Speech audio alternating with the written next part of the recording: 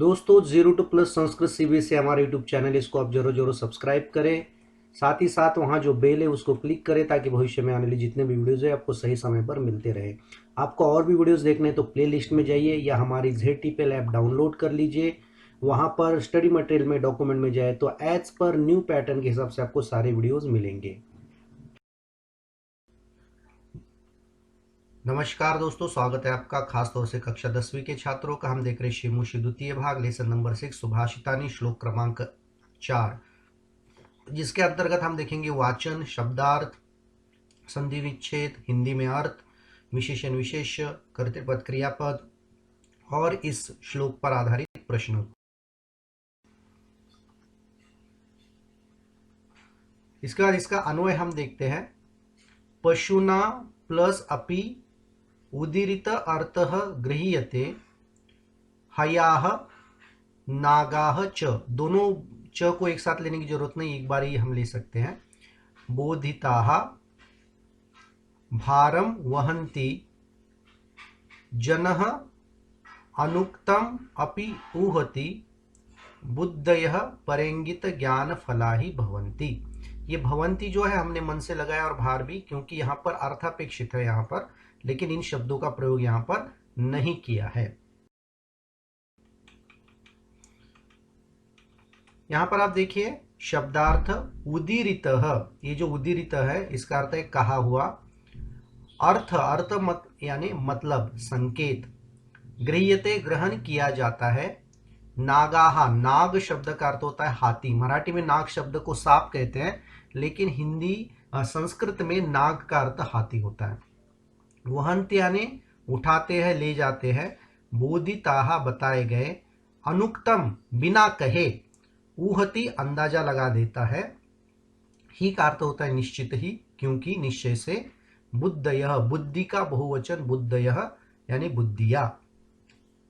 परेंगित ज्ञान फलाह, दूसरों के संकेत से उत्पन्न ज्ञान रूपी फल वाली। ठीक है, मतलब दूसरों के द्वारा हिंट करने से जो पैदा हो चुका है ज्ञान, ऐसे ज्ञान रूपी फल वाली कौन? बुद्धिया। देखिए, सबसे पहले हम श्लोक को पढ़ते हैं और उसके संधि विच्छेद को भी देखते हैं।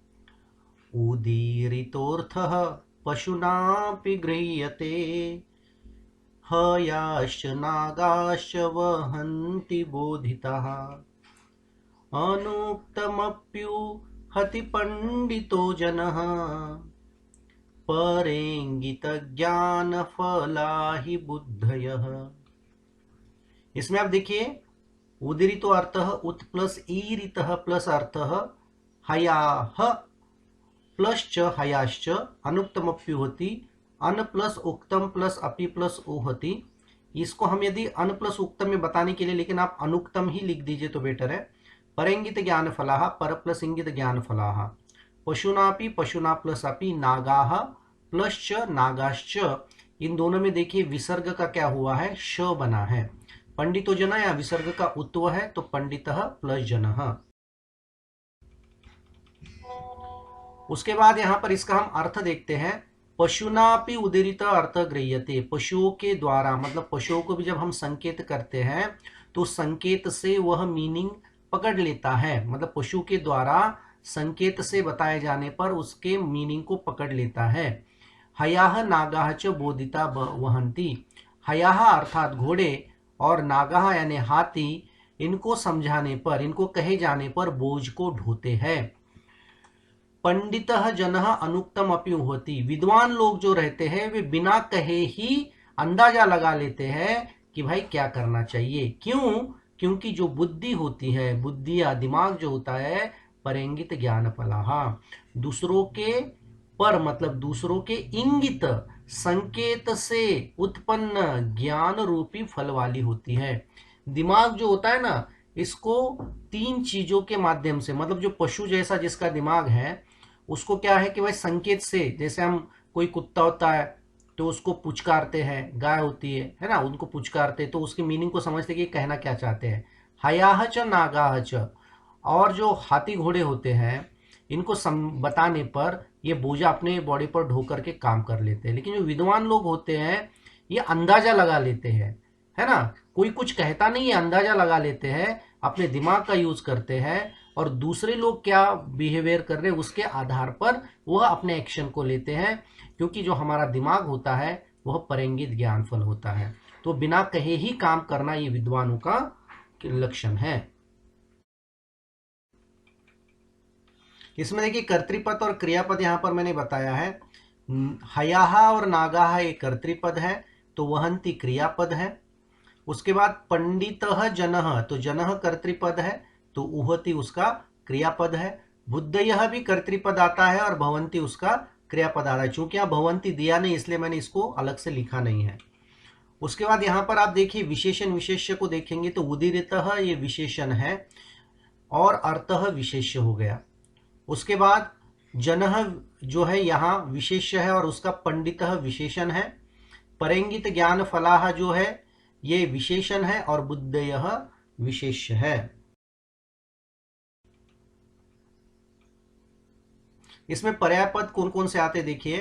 ईरितः कथितः कहा गया, पंडितः विद्वान बुद्धिमान, इंगितः संकेतः,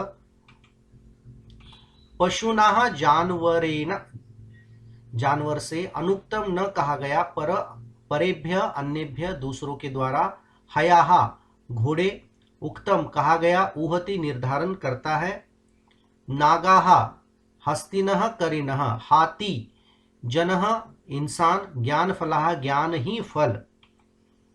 विपर्य पद देखिए इसमें ईरितः कहा गया अनिरित ना कहा गया, ऊहति अनुहूहति, जनः इंसान पशु जानवर, अनुक्तम न कहा गया उक्तम कहा गया, उक्तम कहा गया न कथितम न कहा गया, अनुक्तम भी कह सकते हैं, पंडित यानी विद्वान, मूर्ख यानी मूर्ख, परेभ्य यानी दूसरे से, स्वकेभ्य मतलब अपने से। अब यहां पर देखिए प्रश्नोत्तर है, प्रश्नोत्तरों को हम देखते हैं। सबसे पहले एक पद में उत्तर देना है। उद्धृत अर्थः केनापि गृह्यते, संकेत के द्वारा बताया गया मीनिंग किसी के भी द्वारा ग्रहण किया जाता है, मतलब किन के द्वारा ग्रहण किया जाता है, तो यहाँ पर बताया पशु के भी द्वारा ग्रहण किया जाता है। उसके बाद के अपि वहंती बोधिता, कौन है जो बताने जाने पर ढोते हैं यानी बोझा ढोते हैं, तो यहाँ पर हयाहा दिया है लेकिन नागाहा भी आप लिख सकते हैं, दोनों में से कोई भी एक लिख सकते हैं। उसके बाद देखिए काहा परंगित ज्ञान फलाः सन्ति, कौन दूसरों के द्वारा बताए हुए ज्ञान रूपी फल को पाने वाली होती है, तो इसके लिए बताया बुद्धयः, बुद्धिया जो होती है वो दूसरों के द्वारा बताए गए ज्ञान रूपी फल वाली होती है।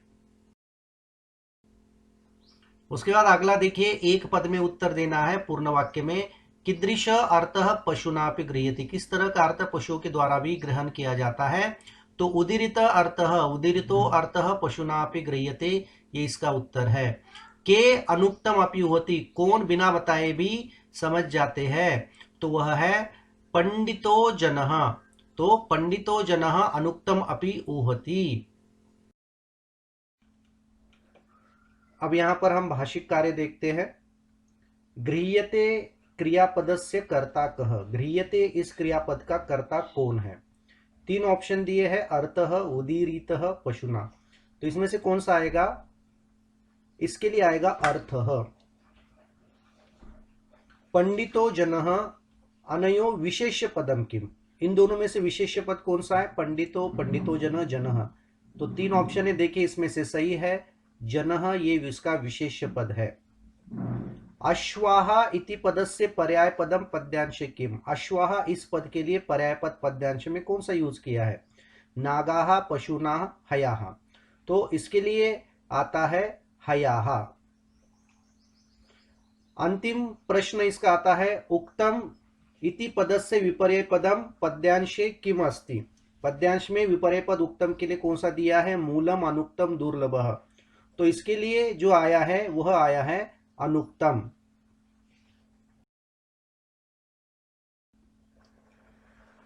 दोस्तों अगला जो रहेगा हमारा अगला श्लोक हम देखेंगे सुभाषितानी का।